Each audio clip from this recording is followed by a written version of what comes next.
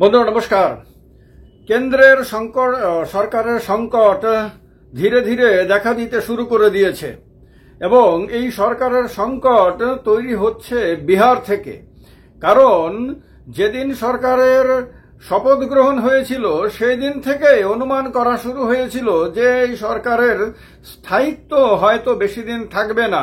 আমরাও বিভিন্ন ভিডিওতে আলোচনা করেছি, বলেছি যে নীতিশ কুমার এবং চন্দ্রবাবু নাইডু কতক্ষণ বিজেপিকে সমর্থন দিয়ে যাবেন তা কেউ গ্যারান্টি দিয়ে বলতে পারেন না এবং তারা নিজেরাও গ্যারান্টি দিয়ে বলতে পারেন না যে কখন তাদের মনে পরিবর্তনের জোয়ার আসবে এবং সেই জোয়ারে ভেসে গিয়ে তারা কেন্দ্রের সরকারের ওপর থেকে সমর্থন প্রত্যাহার করে নেবেন। আপনারা দেখছেন বিভিন্ন সংবাদ মাধ্যমের সংবাদে দেখতে পাচ্ছেন যে নীতিশ কুমারকে নিয়ে কিরকম সংকট তৈরি হয়েছে, যেটা কদিন আগে পর্যন্ত কেউ ধারণা করতে পারেনি, সেটা এখন বাস্তবে দেখা যাচ্ছে। নীতিশ কুমারকে মুখ্যমন্ত্রী করতে চান তার দলের নেতারা, যে কোনো মূল্যে নীতিশ কুমারের মুখ্যমন্ত্রিত্ব তারা ছাড়তে রাজি না।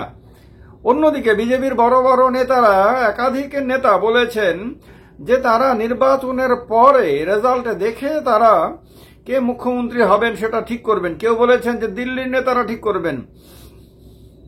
এইগুলোতে নীতিশ কুমারের মনের মধ্যে আশঙ্কা তৈরি হয়েছে। নীতিশ কুমারের দলের নেতারা বুঝতে পারছেন যে নীতিশ কুমারের পরিণতিও একনাথ সিন্ধের মতন হবে, মহারাষ্ট্রেরই রিপিটিশন হবে বিহারে। যদি এই সরকারের এবং এই জোটের এনডিএ জোট থেকে তারা বেরিয়ে না যান, যদি তারা বিকল্প রাস্তা না দেখেন, তাহলে তাদের জন্য মহাসংকট রাজনৈতিকভাবে তৈরি হবে এবং যার প্রস্তুতি বিজেপি শুরু করে দিয়েছে।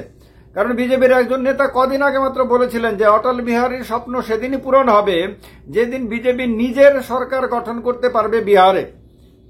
বিহারে নিজের সরকার গঠন করতে পারা মানে হলো বিহারে এনডিএ থাকবে না, বিজেপি একা সংখ্যাগরিষ্ঠতা নিয়ে নিজের সরকার গঠন করবে, মুখ্যমন্ত্রী বিজেপির নিজের হবে।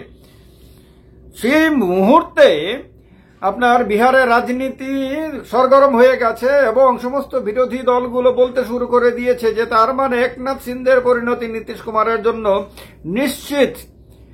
বিরোধী দলগুলো আরজেডি, কংগ্রেস, এরা বিভিন্ন রাজনৈতিক দলগুলো নীতিশ কুমারকে খোঁচাতে শুরু করে দিয়েছেন এবং নীতিশ কুমারকে তারা প্রস্তাব দিতে শুরু করে দিয়েছে যে আপনি চলে আসুন, আবার মুখ্যমন্ত্রী হন। কেউ কেউ তো গোপনে গোপনে নীতিশ কুমারকে প্রধানমন্ত্রী পদ পর্যন্ত অফার করছেন বলে জানা যাচ্ছে।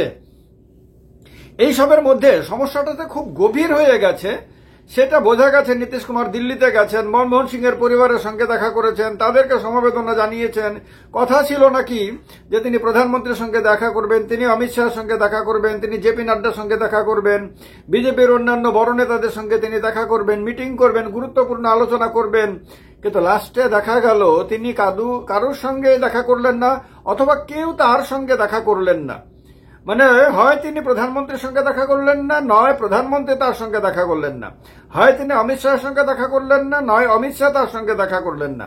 হয় তিনি জেপি নাড্ডার সঙ্গে মিললেন না, নয় জেপি নাড্ডা তার সঙ্গে দেখা করার প্রয়োজন মনে করলেন না এবং তিনি বিহারে ফিরে এলেন।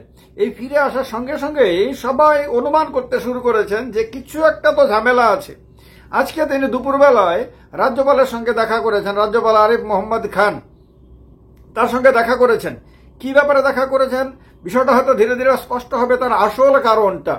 রাজনীতিতে হয়তো তাৎক্ষণিকভাবে একটা বোঝানোর জন্য মানুষকে সাধারণ একটা বক্তব্য দিয়ে দেওয়া হয়, কিন্তু আসল যে বক্তব্য সেটা কিন্তু কিছুদিন পরে বোঝা যাবে। কিন্তু বিজেপির যে পেটের মধ্যে মোচড় দেওয়া শুরু হয়ে গেছে যে নীতিশ কুমার, আমি আপনাদেরকে অনেক ভিডিওতে বলেছি, নীতিশ কুমার যদি বেরোন তাহলে একটা বৃহৎ পরিকল্পনার অন্তর্গত বেরোবেন। নীতিশ কুমার যদি এনডিএ ছাড়েন তাহলে তিনি চন্দ্রবাবু নাইডুর সঙ্গে কথা বলে নেবেন। আগে টেলিফোনে কি কথা বলেছেন, গোপনে কি কথা বলছেন না বলছেন সেটা তো আর কেউ জানবে না, কিন্তু একটা প্রস্তুতি থাকবে। কারণ যেরকম ভাবে নীতিশ কুমার অনিশ্চিত, সেরকম ভাবে চন্দ্রবাবু নাইডুও কিন্তু অনিশ্চিত। নীতিশ কুমার যেমন হঠাৎ করে পাল্টে মারেন, চন্দ্রবাবু নাইডুও কিন্তু হঠাৎ করে পাল্টে মারেন। দুজনেরই কিন্তু একটা চরিত্রের বিশিষ্টতা আছে, সেটা হলো যে উভয়েই খুব গোপনে রাখেন তাদের পরবর্তী পরিকল্পনা, পরবর্তী স্টেপ কি হবে সেটা কাউকে তারা বুঝতে দেন না। তাদের ডানে বাঁয়ে যারা ঘোরাঘুরি করেন তারা বুঝতে পারেন না যে তাদের মনের মধ্যে কি চলছে। তো এই কারণে নীতিশ কুমার চন্দ্রবাবু নাইডু যে একটা আন্ডারস্ট্যান্ডিং এর মধ্যে রয়েছেন, কারণ তারা দীর্ঘদিনের বন্ধু, দীর্ঘদিন তারা একসাথে রাজনীতি করেছেন। নরেন্দ্র মোদী যখন রাজ্য রাজনীতিতে ছিলেন তখন কিন্তু নীতিশ কুমার এবং চন্দ্রবাবু নাইডু উভয়ে একসাথে মিলে জাতীয় রাজনীতি করেছেন। ফলে জাতীয় রাজনীতিতে তাদের মধ্যে দেখা সাক্ষাৎ, আলোচনা ইত্যাদি কিন্তু অনেক দিনের, অনেক বছরের বা কয়েক যুগের। এই কারণে তাদের মধ্যে আন্ডারস্ট্যান্ডিং অনেক বেশি। আজকে যখন কেন্দ্রের সরকারটা তাদের উপরে নির্ভরশীল, তখন তারা নিজেরা নিয়মিতভাবে কথা বলেন, এটা অনুমান করতে কোনো অসুবিধা হয় না। এবং নীতিশ কুমার যখন অনিশ্চিত হয়ে গেছে, সমস্ত মিডিয়াগুলো বলছে যে নীতিশ কুমার যে কোনো সময় পাল্টি মারতে পারেন, কারণ নিজের সরকারকে বাঁচাতে এবং নিজের রাজনৈতিক ভবিষ্যৎকে স্থিতিশীল রাখতে। এছাড়া তার কাছে আর কোনো রাস্তা নাই, তাকে বিজেপির সঙ্গ ছাড়তেই হবে। তাকে একনাথ শিন্দে হওয়া আটকাতে হলে তাকে ইন্ডিয়া জোটের দিকে পা বাড়াতেই হবে। এবং ইন্ডিয়া জোটের সমস্ত শরিক দলগুলো এখন সময়ের কারণে নীতিশ কুমারকে স্বাগত জানানোর জন্য প্রস্তুত হয়ে রয়েছে। ইন্ডিয়া জোটও চাইছে যে নীতিশ কুমার যদি এনডিএ ছেড়ে বেরিয়ে আসেন এবং সঙ্গে যদি চন্দ্রবাবু নাইডুকে নিয়ে আসতে পারেন এবং যদি কেন্দ্রের সরকারটাকে ফেলে দিতে পারেন, তাহলে নীতিশ কুমারকে প্রধানমন্ত্রী হিসেবে মেনে নিতে তাদের কারোর কোনো আপত্তি নাই। সেক্ষেত্রে রাহুল গান্ধীরও আপত্তি থাকবে না, মমতা ব্যানার্জিরও আপত্তি থাকবে না, শরদ পাওয়ার, উদ্ধব ঠাকরে, তারপর অখিলেশ যাদব, তেজস্বী যাদব, কারোর কোনো অসুবিধা থাকবে না। তেজস্বী যাদব তো তার জন্য দু পা রেডি করে দাঁড়িয়ে আছেন, কারণ নীতিশ কুমার যদি বিহারের মুখ্যমন্ত্রিত্ব ছেড়ে দেশের প্রধানমন্ত্রিত্ব গ্রহণ করেন, তাহলে মুখ্যমন্ত্রী পদটা তেজস্বী যাদব গ্রহণ করবে। এই কারণে এই আন্ডারস্ট্যান্ডিং এর জন্য তেজস্বী যাদব বসে রয়েছে মুখ্যমন্ত্রী হওয়ার জন্য। তার জন্য এটা খুব প্রয়োজন যে বিহারের রাজনীতি থেকে নীতিশ কুমার দেশের প্রধানমন্ত্রিত্ব হয়ে ইন্ডিয়া জোটের দায়িত্ব সামলান। তো তার জন্য গ্যারান্টি দিয়ে বলা যায় না আজকের দিনে যে কেন্দ্রের সরকারটা খুব দীর্ঘদিন চলবে এবং সামনে কোনো সমস্যা আসবে না, কারণ ইঙ্গিত তো অনেক আগেই পাওয়া গিয়েছিল। এখন দেখা যাচ্ছে যে ধীরে ধীরে পরিস্থিতি গভীর হচ্ছে। এবং এখন যারা আমার বন্ধুরা মাঝখানে আমাকে বলেছিলেন যে এই কথা তো অনেকবার বলেছেন যে সরকার অনিশ্চিত, কিন্তু কিছুই তো ঘটছে না। এখন নীতিশ কুমারের অস্থিরতা দেখে বা বিজেপির বিভিন্ন নেতাদের বক্তব্য শোনার পরে তারা এখন বুঝতে পারছেন যে হ্যাঁ, ডাল মে তো কুছ কালা হ্যায়, কিছু তো একটা ভেতরে তো চলছেই, কিছু একটা গড়বড় তো আছেই। এনডিএ জোটের মধ্যে নীতিশ কুমারের জেডিইউ এবং নরেন্দ্র মোদীর বিজেপি দুটো দলের মধ্যে আন্ডারস্ট্যান্ডিং তো ডেফিনেটলি ঠিকঠাক নেই। ডেফিনেটলি বিরোধী দলগুলো, সে কংগ্রেস সমেত অন্যান্য যে দলগুলো, তারা তো গোপনে একটা সংযোগ তো নীতিশ কুমারের সঙ্গে রাখছেনই।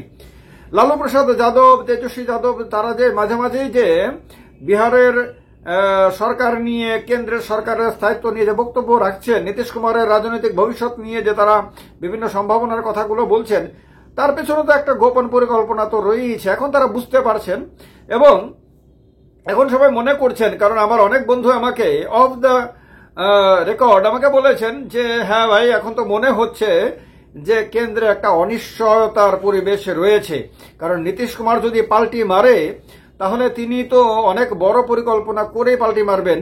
এবং সেই ক্ষেত্রে হতে পারে যে এনডিএর আরো অনেক যে ছোট ছোট দলগুলো রয়েছে, চন্দ্রবাবু নাইডু এবং অন্যান্য যে দলগুলো রয়েছে, তাদের অনেককে হয়তো তিনি বুঝিয়ে বার্তা দিয়ে তারপর হয়তো বেরোতে পারেন। এবং যদি নীতিশ কুমার দেশের প্রধানমন্ত্রী হন, তাহলে হয়তো তাকে সমর্থন করার ক্ষেত্রে এনডিএর অধিকাংশ দলের কোনো আপত্তি থাকবে না, কারণ নীতিশ কুমারও পিছিয়ে পড়া বর্গ থেকে, শ্রেণী থেকে এসেছেন।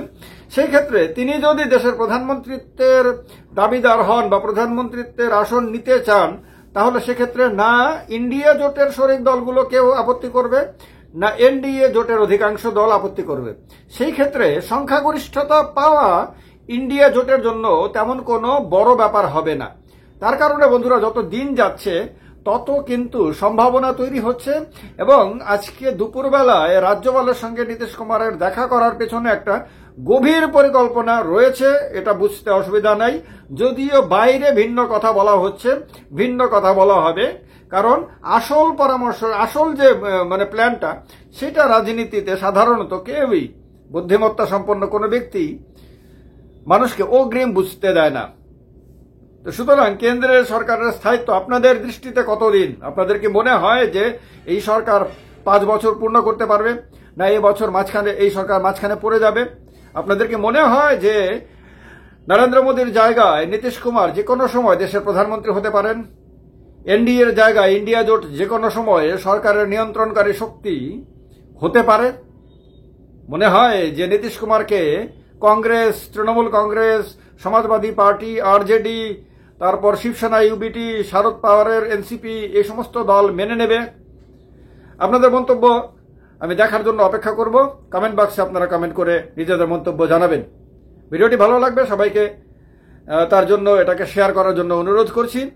আর ভালো থাকবেন। চ্যানেলটিকে যারা এখনো সাবস্ক্রাইব করেননি সাবস্ক্রাইব করে নেবেন। জয় হিন্দ, বন্দে মাতরম।